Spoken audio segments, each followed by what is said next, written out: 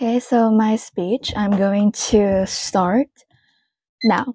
So, site proposition seems to think that if we put a ban on Christmas illuminations, environmental concerns of costly expense will immensely be solved, or people will appreciate Christmas more.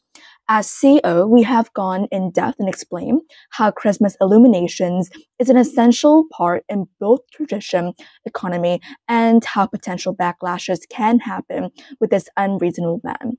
So, first of all, we will go straight to responses and we'll go straight into some of the most important clashes in this debate.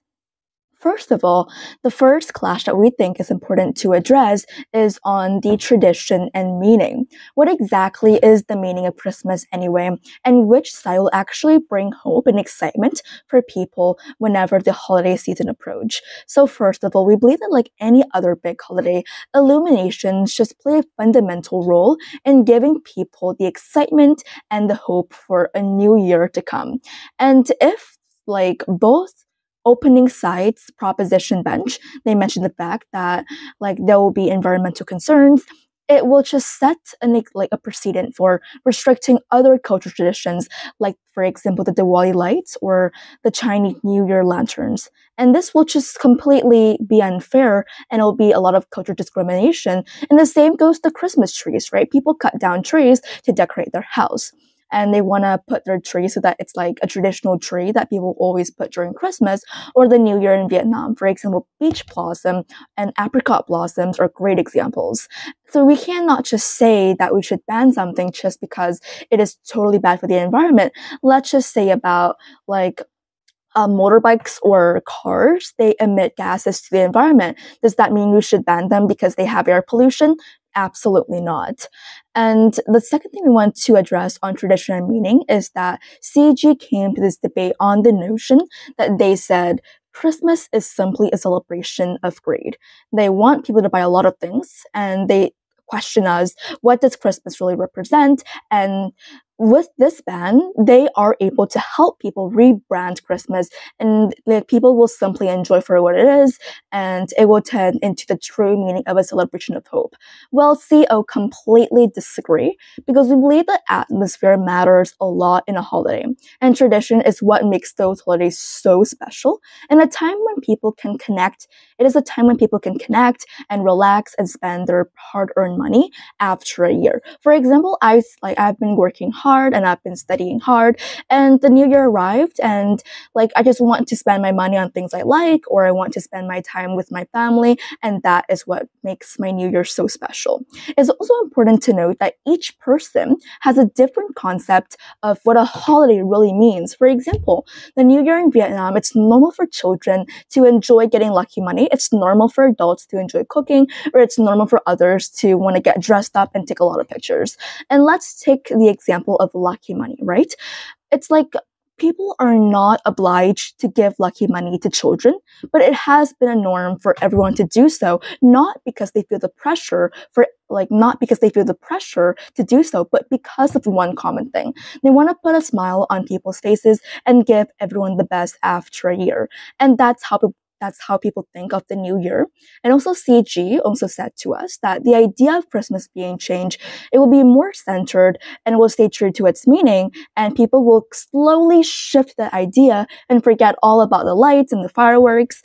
Well, we asked CG, how can they make sure that an average person can understand the ban because of rebranding purposes? For example, I, as an average citizen, would just take it as simply a ban from the government because they want to save electricity for a few short holiday weeks, not because they want to rebrand Christmas for the new concept.